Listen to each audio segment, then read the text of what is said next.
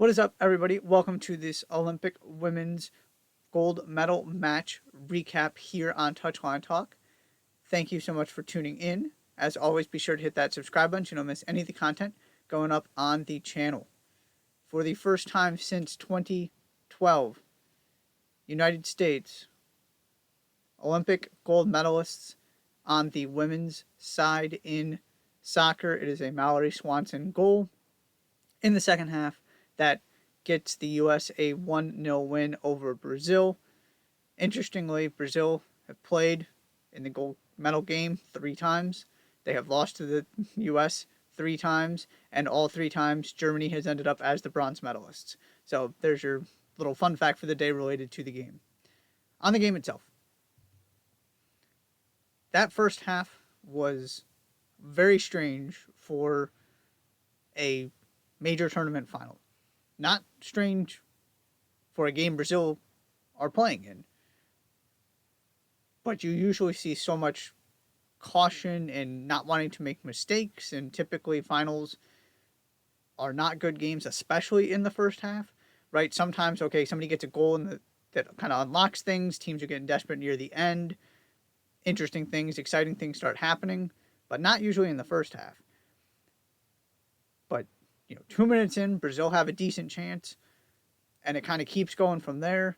By minute 16 or 17, I think it was, Naomi Girma gets absolutely rinsed.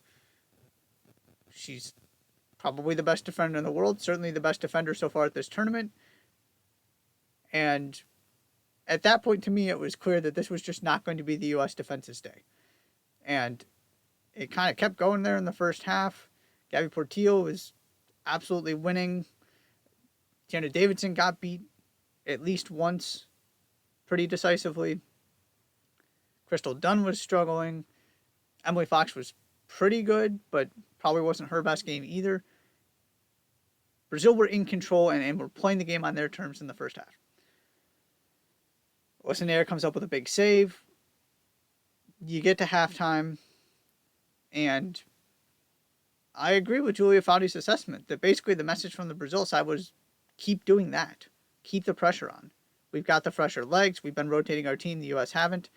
And halftime happens. You start the second half, and it's just a completely different game. Not that the U.S. totally took control and were dominant in creating all these chances, but all of that intensity, that high press, the discomfort was gone. And it allowed the U.S. to get into a little bit of a rhythm and to play the game more on their terms.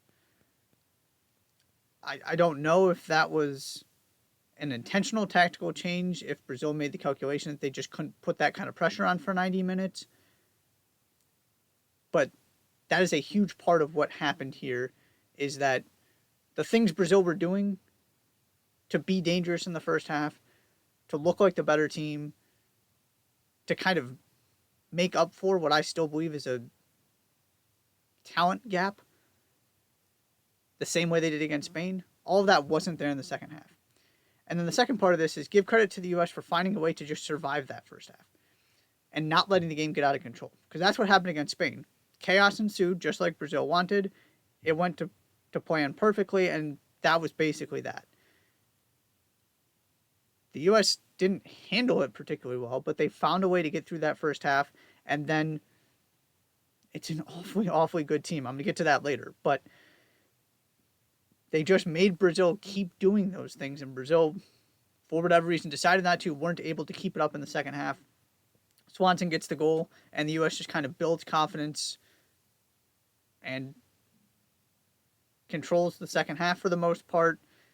Brazil have, a chance here or there at the end, but really once that goal went in, it was headed in one direction, and the U.S. were fairly comfortable.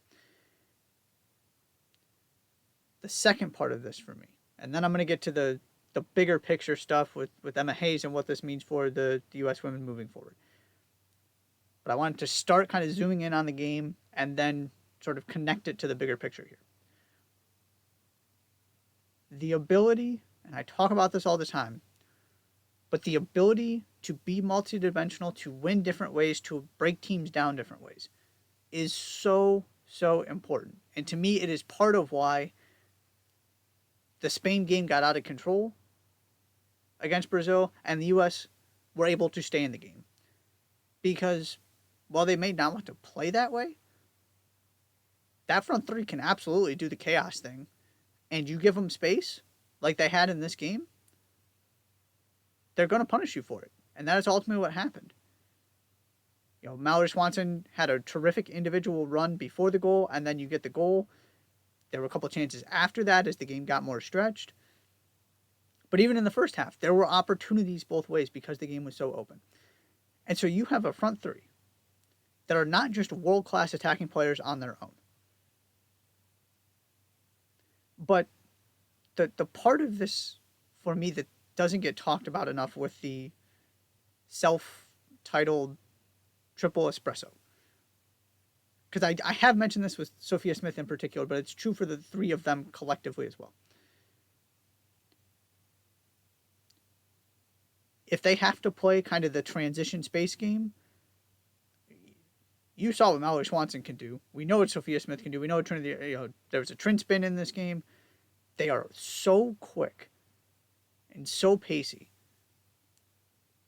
They will hurt you if you give them space.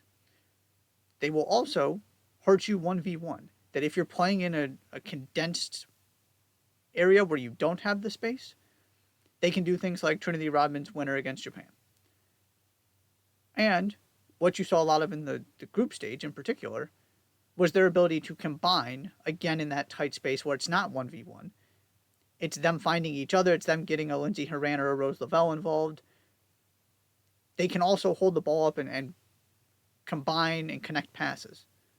They can do it all. And so when you have that much individual talent that is that versatile, it's one of the things that I love about this team is that they don't have to do this one way. It is the biggest question mark I have about Spain on the women's side. And it's the thing I harped on about Spain on the men's side that has been able to change is that they have become more multidimensional. This U.S. team is just inherently multidimensional. And so, no, it wasn't pretty all the time. But they can go break down low blocks like they had to against Japan. They can go win a game like this that is open and chaotic and kind of wild and super intense. None of it is out of their comfort zone. Totally. They have the ability to adapt and to play whatever game they need to match up with their opponents. Not that Emma Hayes wants to do that. Emma Hayes is not concerned with what her opponents are doing. She makes that abundantly clear. But sometimes that's what you have to do. And this team proved, once again, they were able to do it. They won a completely different type of game here. Wasn't the best performance. Probably the better team over 90 minutes. Maybe not if you really were that impressed with Brazil's first half. Certainly wasn't a dominant 90-minute win. But they got the job done. They got the goal. And so for the first time since 2012, they are gold medalists. U.S. is back atop the women's soccer landscape. Emma Hayes comes immediately in after winning another WSL title with Chelsea and picks up a gold medal. And just basically 1 year almost exactly after the debacle of the World Cup, things are looking pretty good. There is no need to go too far onto the other side of this and say that this is, once again, the U.S. dominating the sport, that nobody else is on their level. That is just simply not true. That's not the case. It's not even like all of these performances under Emma Hayes, particularly the knockout stage and some of the tune-up games, were uber impressive. But this is a reminder to not overreact and draw sweeping conclusions from one major tournament. Yes, the World Cup was disastrous. Not because of the exit itself, but because of how poorly the U.S. played. And then they had one actually pretty good game against Sweden. They couldn't put the ball at the back of the net. It went to a shootout, and they lost.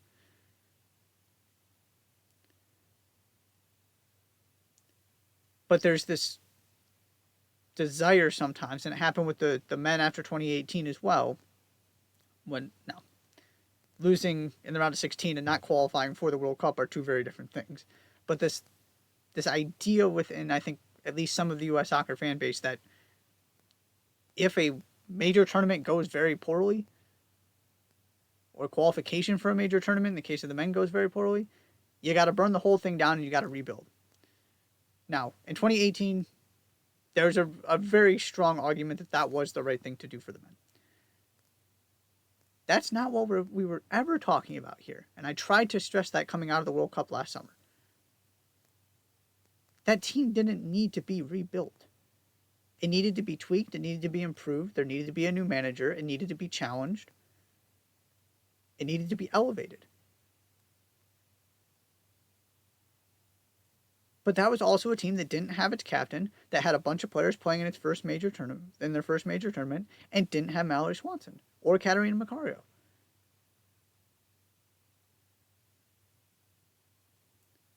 That wasn't the best team the U.S. could send by any stretch of the imagination. And you do have to feel for Vlatko Andonovski just a little bit, that he didn't get to really play with this front three. And that the little bit of time he did have with this front three, they were still kind of figuring this out, and they were early in their careers. They weren't the completed project that they are now. But it was never about starting from scratch. It just wasn't. That was a complete overreaction, and I said the same thing coming out of the World Cup. Clearly things needed to change. The manager needed to change. And I guess I'll kind of apply this to where the men are coming out of Copa America. Yeah, the manager needs to change.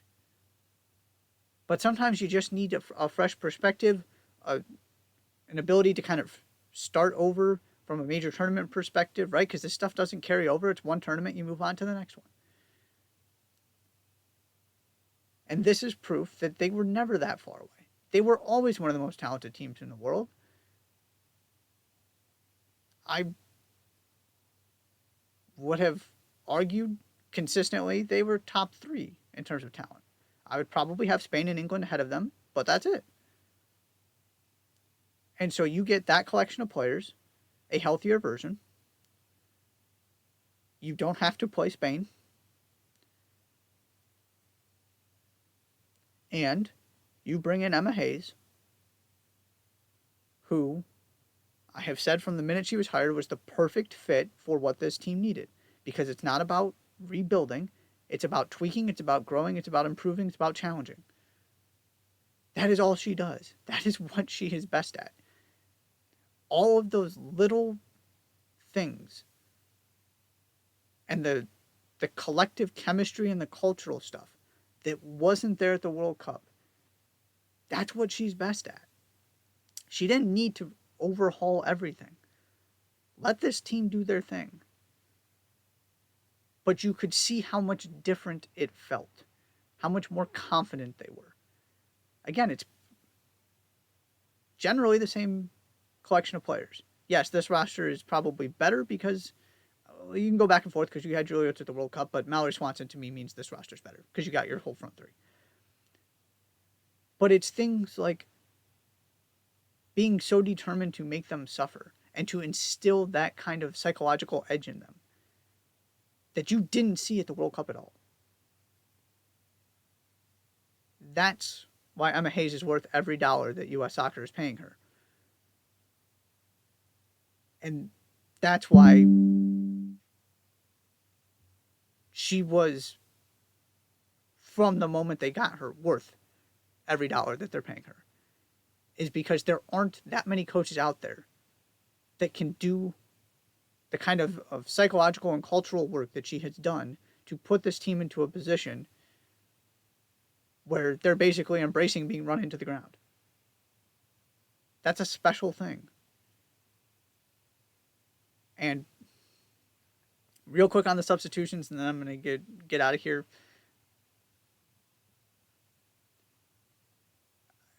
I talked about this before, so I'm not going to go too long on it, but you can spin it both ways. You can say, they probably look a lot better in that game against Brazil if they aren't coming in having used the same players over and over again, having played 2 extra times, in a tournament that is, quite frankly, just poorly scheduled and should have larger roster sizes. All of those things, that could very well be true.